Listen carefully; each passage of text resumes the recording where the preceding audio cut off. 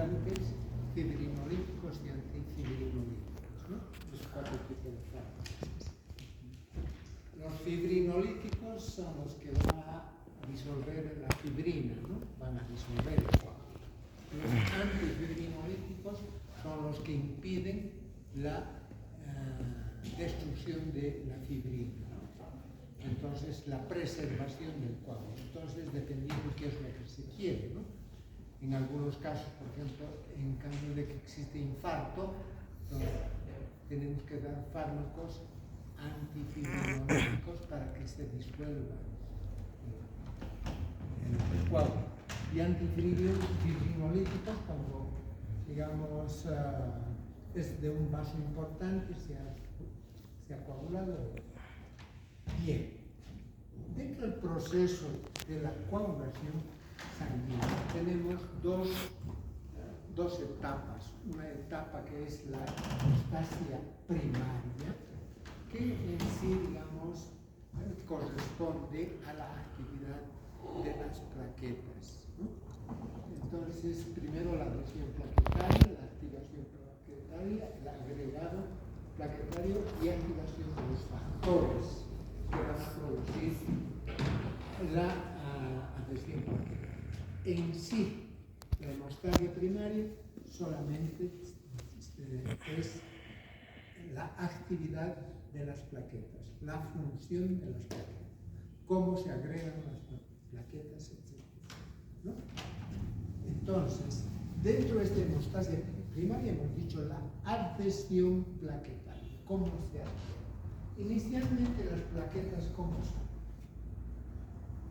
Son elementos que circulan en la sangre en forma esférica, ¿no? Como esta.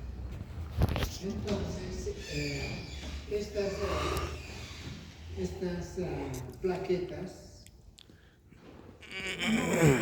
discoidales que después se transforman en esféricas y después se emiten pseudópodos y después se produce la adhesión plaquetaria, ¿no?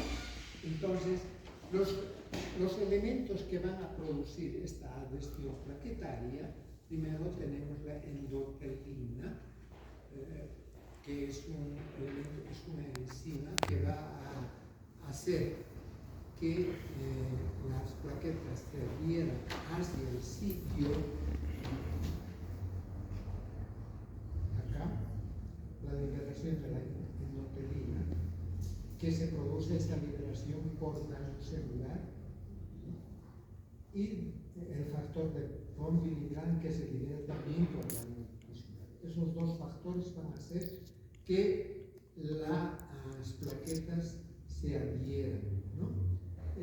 Digamos, esta adhesión acá es lo que se llama la hemostasia primaria. La hemostasia secundaria ya es cuando se forman las fibrinas y son otros elementos que van a consolidar y la transformación de la fibrina soluble en fibrina insoluble, ¿no? Donde termina todo el proceso y la cascada de la coagulación. Entonces, dentro de la hemostasia primaria hemos dicho la adhesión plaquetaria, que interviene la endotelina y el factor von Willebrand. Pero, ¿qué son las plaquetas? ¿De dónde vienen las plaquetas? Las plaquetas son o provienen de los megacariocitos que se encuentran en la médula ósea, ¿no? Entonces, de aquí pasan a la sangre, donde circulan libremente hasta que, digamos, exista un proceso de, digamos, discontinuidad de los vasos. Puede ser por corte, trauma o lo que sea. Por ejemplo, un buen golpe, digamos, ¿qué hace? Se vuelve verde, ¿no? ¿Por qué se vuelve verde?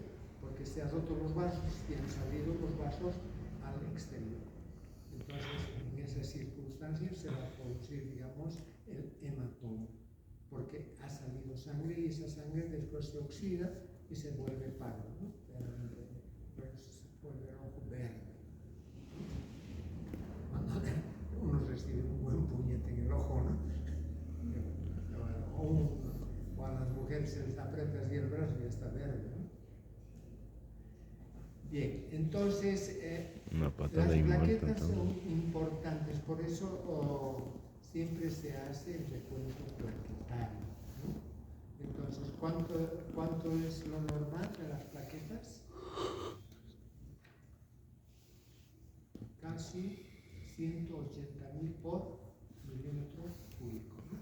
Por debajo de los 50 ya es una disminución muy considerable, entonces en estos casos va a ser un poco difícil la coagulación. Es por eso, digamos, que en las circunstancias, antes de una intervención quirúrgica, hay que pedir el recuento plaquetario también, ¿no? En qué estado está. Entonces, este factor de von Willebrand va a activar también a una sustancia que se llama la fibronectina. O sea, lo que les decía hace rato, la fibronectina más las plaquetas, más a la adición de citoquinas como el factor necrótico tumoral y la interleucina 1 van a activar elementos externos que son la precalicreina en calicreina, y de ahí va a producir toda la cascada de la coagulación. Aquí tenemos, digamos, una plaqueta inactiva de esta forma circular en la sangre. Estas plaquetas tienen una especie de receptores que son las glicoproteínas 1B y 3A. Claro que tenemos otras glicoproteínas también, que son la 1A, la 3A, después la 1B, 2B y 3D. Pero los que van a producir el agregado plaquetario es la glicoproteína 2B y 3A, ¿no? Entonces, esto está inactiva. Cuando se va a producir la activación, entonces se va a transformar de esta forma, digamos, discoidal, después en esférica, y después de la esférica va a emitir una especie de pseudópodos. En las terminaciones de estos pseudópodos existe un elemento que va a hacer que se una plaqueta con otra, que es el fibrinógeno, ¿no? Este fibrinógeno que posteriormente se transforma en fibrina. Entonces, pero inicialmente, cuando estas glicoproteínas 2B y 1A se activa, se añade el fibrinógeno y se queda acá. Ahora, existen otros elementos que intervienen dentro de lo que es el agregado plaquetario, ¿no? El fibrinógeno, hemos dicho, el factor de von Willebrand, ¿no? Después los colágenos, la adenosindifosfato y la trombina. Aquí tenemos en estado esférico, ¿no? Aquí esta glicoproteína 2D3A se encuentra en esta forma inactiva.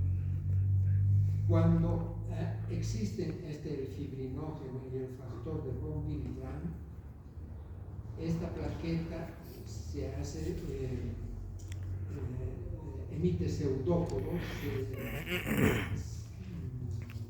se transforma en su aspecto, y esta glicoproteína se abre y va a unirse con el fibrinógeno, ¿no? Esto también se llama factor o ligandos.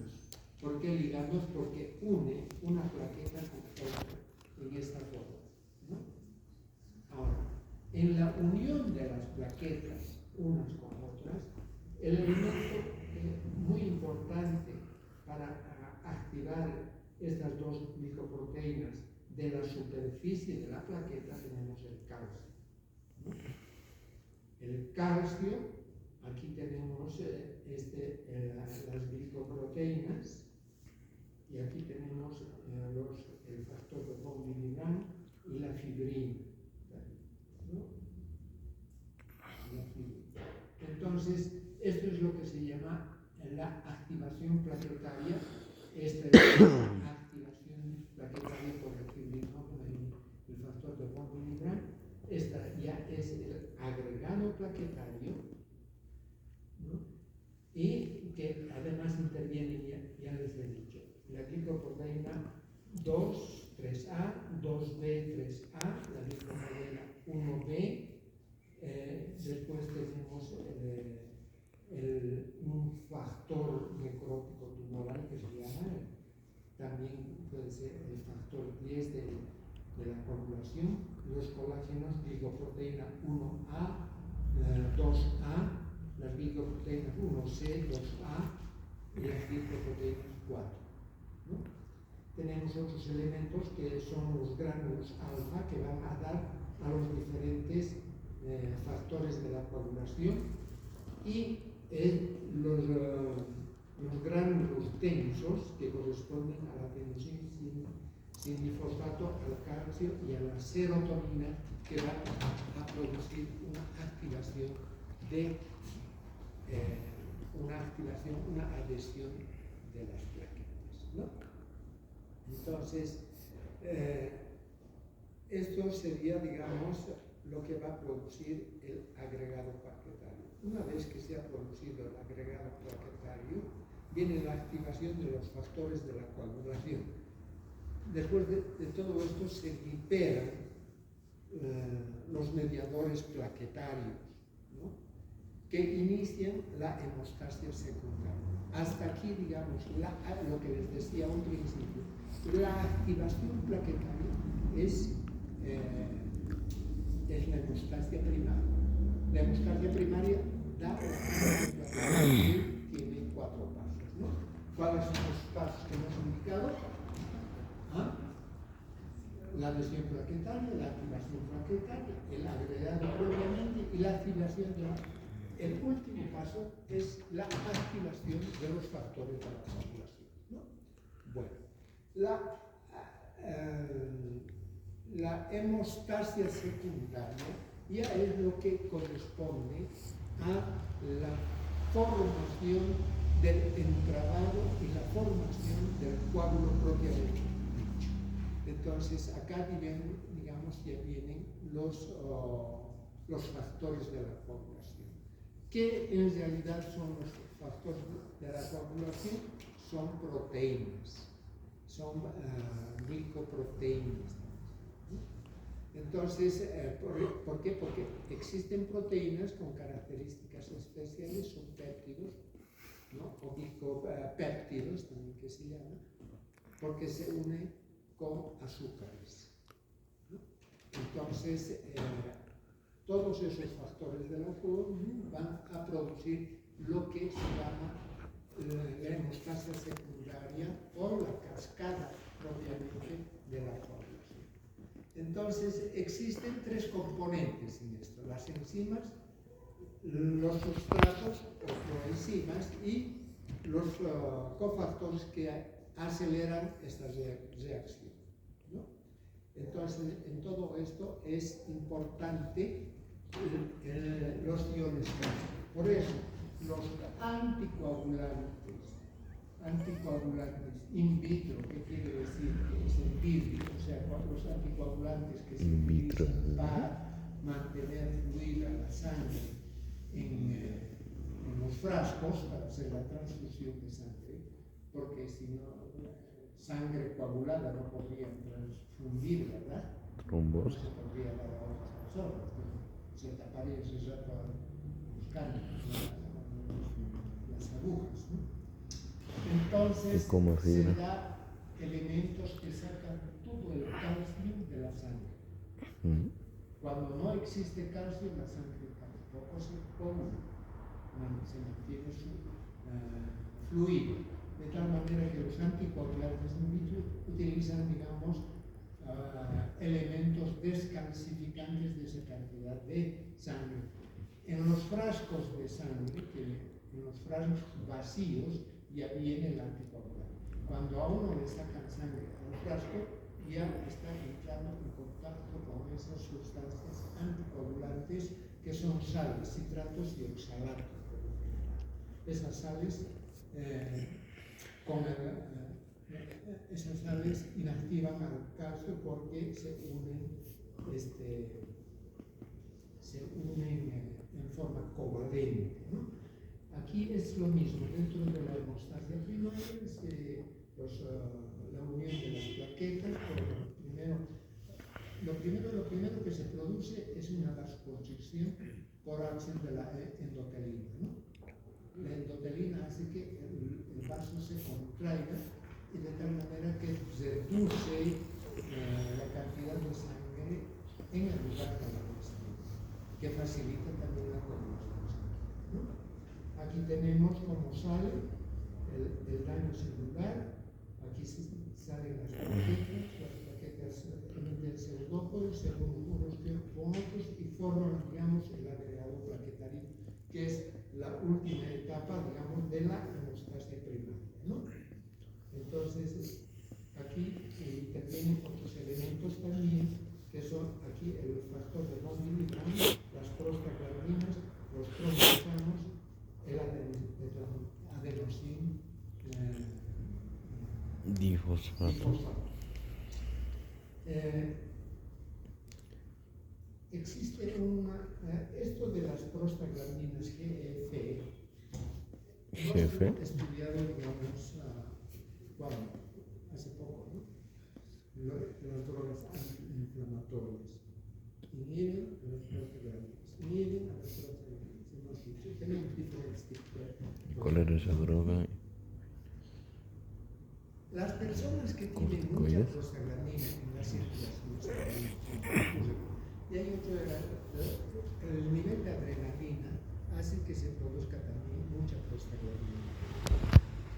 Y estas personas que tienen alto porcentaje de adrenalina y prostaglandina dentro de la circulación sanguínea están muy propensas a tener un infarto de miocardio, ¿no? Porque tienen alta prostaglandina en su organismo.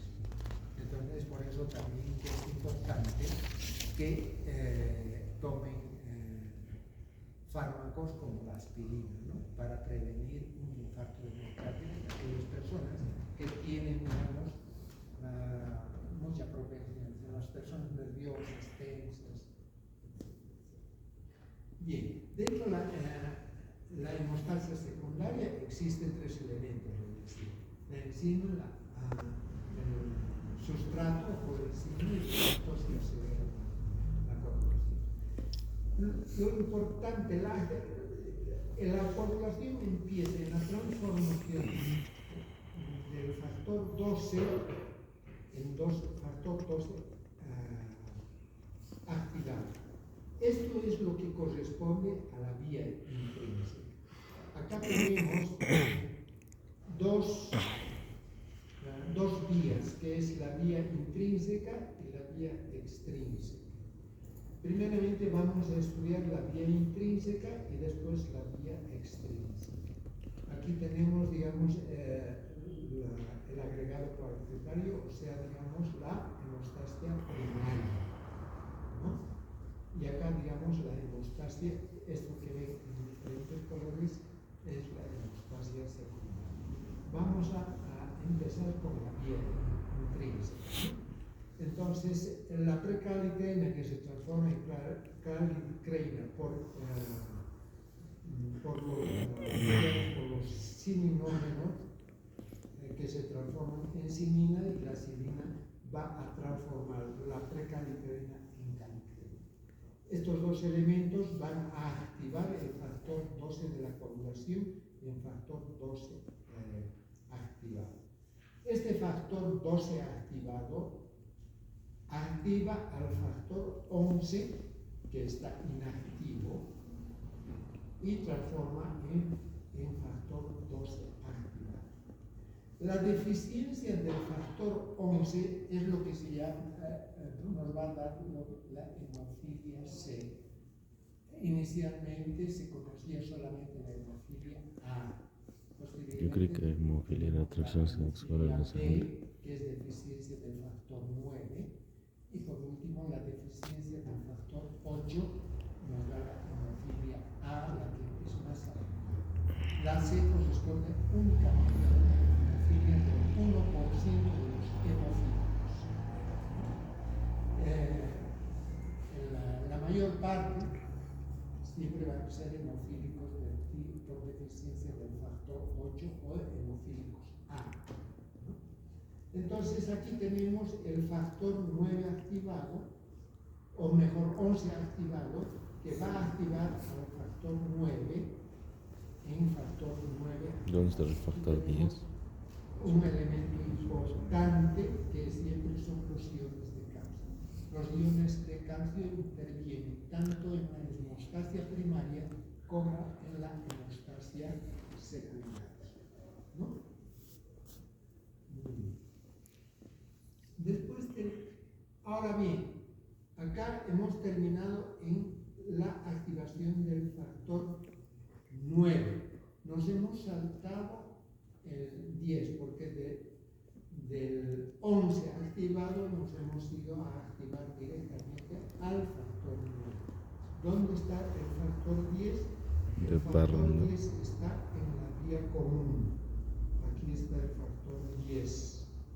Este nivel. ¿No? Pero directamente acá tenemos el 12 activado, va al 11. El factor 12 activado activa el factor 11 y esto va a activar al factor 9. El factor 9 más el factor 8 ahí dice más DC los activado, van a activar al factor 10, transformando el factor 10 inactivo en factor 10 activo. ¿No? Entonces, entiendo. aquí termina, digamos, lo que corresponde ¿a qué? A la hemostasia intrínseca, o sea, interna. Todos estos factores de la coagulación se sintetizan en el hígado. Por eso, cuando hay deficiencia o insuficiencia hepática, no se absorbe la vitamina K y todos estos factores de la coagulación vienen de la vitamina K. O sea,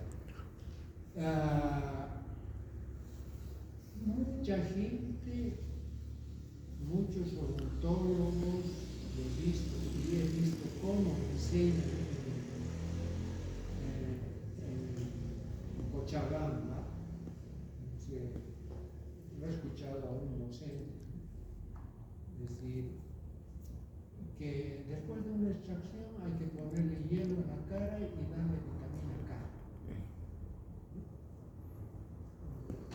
Primero, el hielo duele. El hielo en la cara, bueno, se puede poner. Sí, pero el frío produce vasoconstricción. Pero para eso tenemos los antiinflamatorios. El poner hielo debe ser a principios del siglo XX o entonces no hay plata, a finales del siglo XIX. no hay medicina, toca hielo. Tiene su sentido. Pero tenemos antiinflamatorios pues, más efectivos. Sí, pero la plata no es Y eterna. dar vitamina K. ¿Vitamina K para qué? En toda la cascada de la coagulación no estamos viendo en ningún momento que dice la vitamina K. Solo dar cuando hay insuficiencia.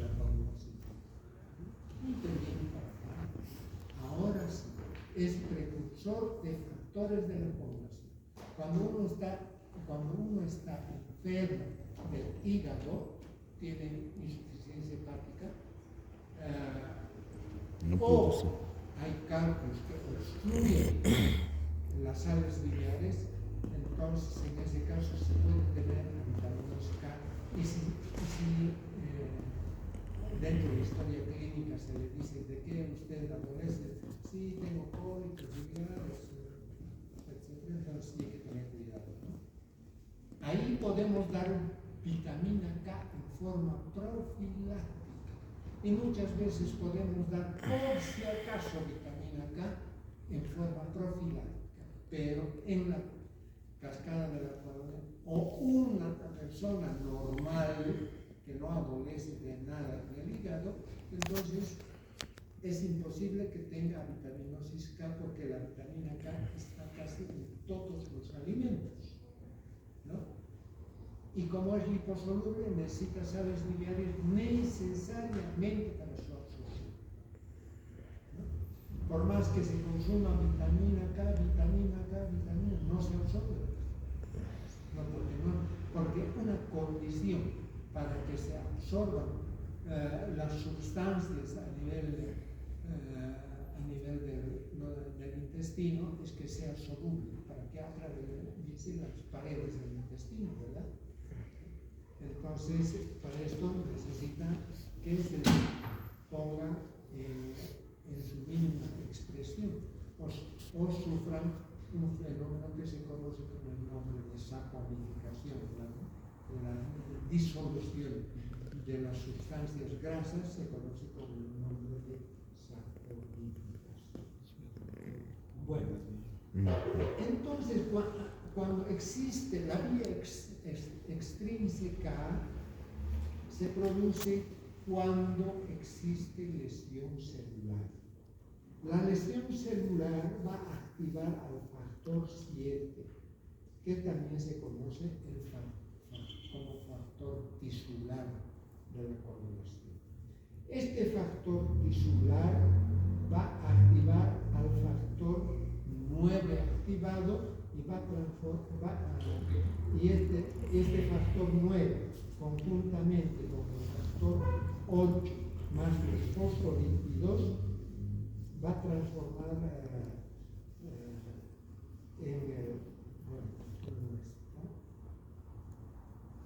Ahorita fue fin de presentación. El factor 8 antihemofílico A, entonces va por acción de la trombina, que ya está acá, aquí tenemos la trombina. ¿Cuántas páginas son esto? Y esta el libro. trombina va a activar al factor. Porque solo faltan 2 diapositivas y es fin de presentación. Estos conjuntamente van a activar el factor 10 y el factor 10 con más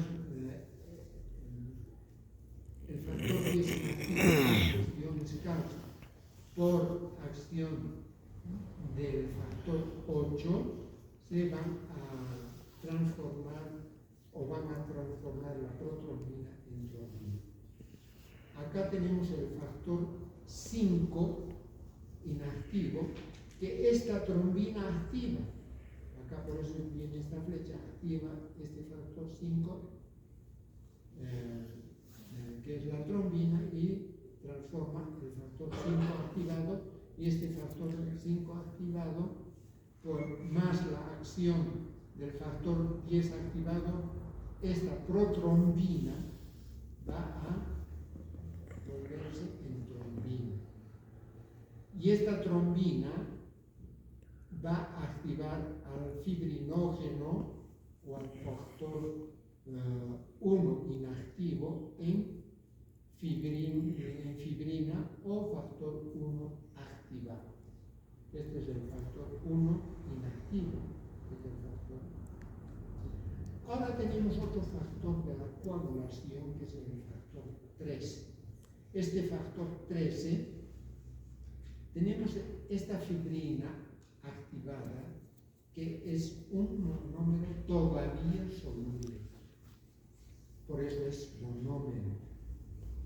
Y el factor 13 va a activar o va a transformar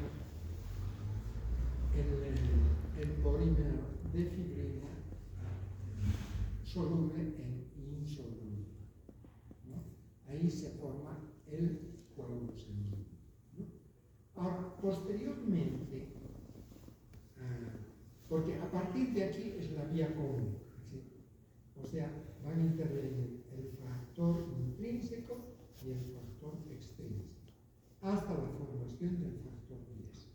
Y a partir de este factor 10 se conoce con el nombre de vía común, que ya es la transformación de fibrinógeno en fibrina, primero soluble y después insoluble por acción del factor 13 activado. ¿Está claro? ¿Ah? Muy bien.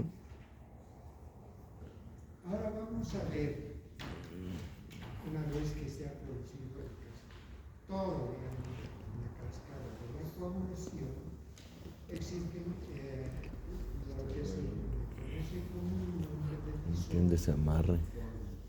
o sea, este coágulo para ¿Dónde termina, Beto? no puede seguir formándose o seguir formándose y posteriormente va disolviéndose y va a ser reemplazado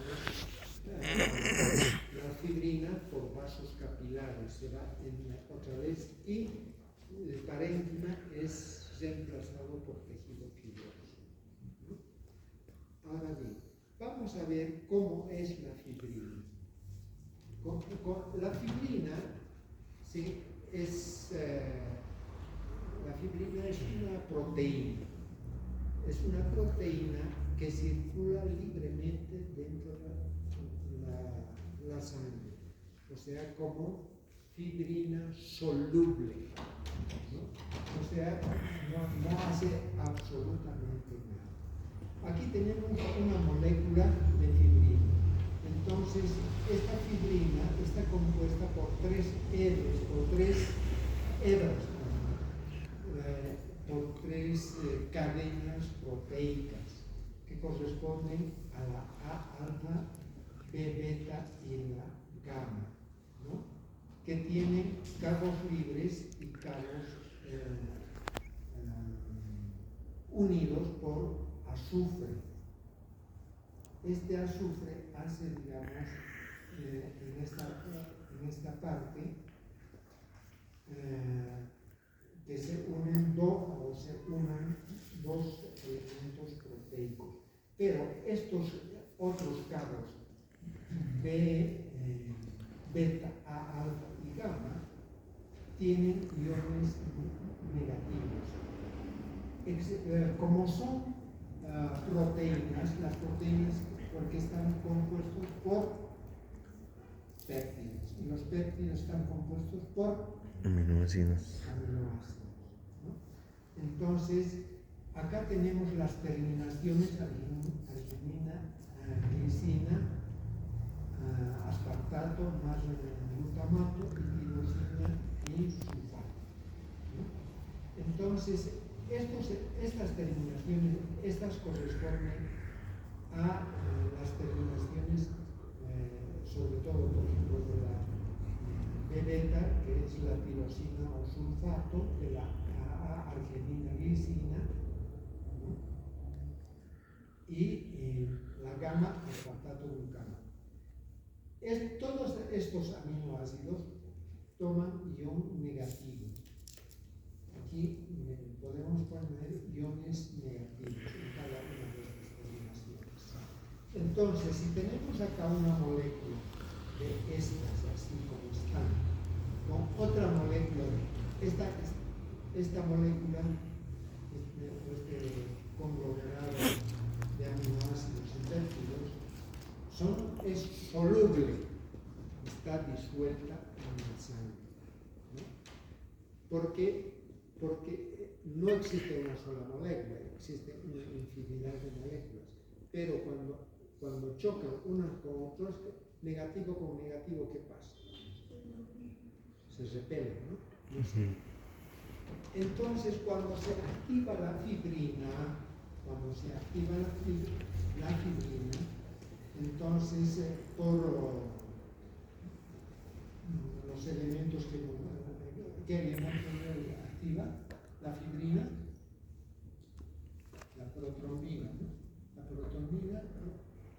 Activa el fibrinógeno transformada en fibrina, ¿no? Y esta fibrina que hemos dicho, aquí tenemos fibrina soluble. Gracias. Entonces, todavía, digamos, esta unión de estas dos moléculas no está muy consolidada. después se hacen, digamos, uniones covalentes, firmes. Por eso decimos se ha polimerizado. Ahí ya, digamos, estas terminaciones, unas se transforman en positivo, positivo, positivo, y positivo y negativo se unen. Elementos de la misma electrovalencia se repelen, ¿verdad? Entonces, por activación de estos elementos que hemos dicho, en este caso, digamos, de la trombina más el calcio, transforma el fibrinógeno en fibrina, y esta fibrina ya se une, cambia de polaridad. Pero todavía esta polaridad es, digamos, inestable, y después se transforma en estable. Y después, lógicamente, se disuelve, ¿no? Entonces, se disuelve el coágulo. Acá tenemos todos los elementos que intervienen, digamos, en la transformación del factor 12 activado más la calcreina, proguroquinasa, etc. Son elementos que intervienen ya en la disolución del coágulo, en la fibrinólisis o la lisis del coágulo. ¿Está claro? Bien. Ahora vamos a ver cómo se inhibe la coagulación sanguínea. Cuando estemos llevando la parte de anticoagulante, vamos a ver que tenemos un elemento, la antitrombina 3. La antitrombina 3 es la que va a inactivar al factor 3 de la coagulación. Entonces, por eso se llama antitrombina 3. Interviene en la inhibición de la coagulación. Entonces, interviene inhibiendo el sistema de las proteínas, sobre todo de las proteínas C, activando los propioglicanos endoteliales, inhibidores tisulares de la vía intrínseca. Acá tenemos, ahora, ¿cuál es el inhibidor tisular de la vía intrínseca? Es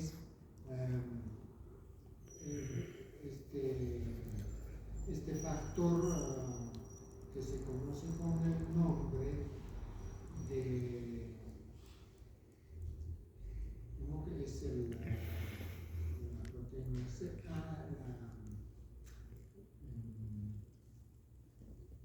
La heparina.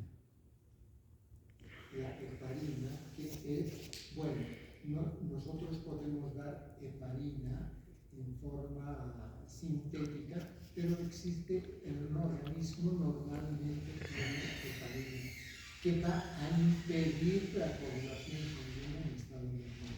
Cuando un individuo tiene infartos, podemos, o se está coagulando o embolia, podemos dar también heparina, ¿no? Bien. Ahora, la inhibición se produce por la antitrombina 3 y la heparina. Aquí tenemos los elementos que van a inactivar la vía extrínseca, los diferentes factores de la coagulación. Aquí tenemos la antitrombina 3 inhibe al factor 12 activado, 11 activado, también al calcio, al factor 9 y al factor 12 activado. Antitrombina 3 porque va a ir en contra de la trombina. Esta trombina, si se activa, va a producir una lisis de la fibrina, ¿no? Y para producir la lisis de la fibrina también existe la proteína C activada y la proteína S que interviene en la inhibición también del calcio, el factor 9 y el factor 8. O sea, tenemos aquí dos elementos que van a impedir la coagulación, la antitrombina y la heparina, ¿no?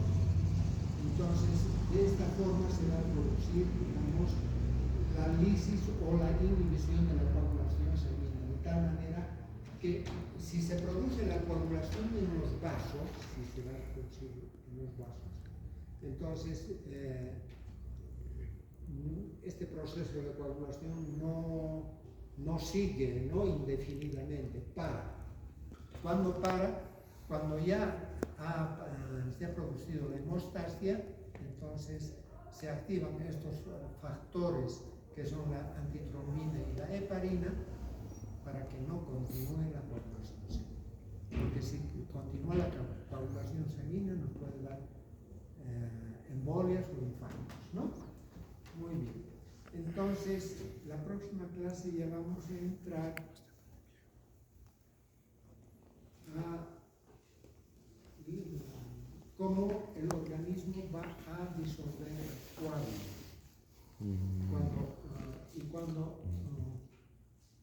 Y cómo podemos activar estos factores que van a disolver el coágulo, ¿no?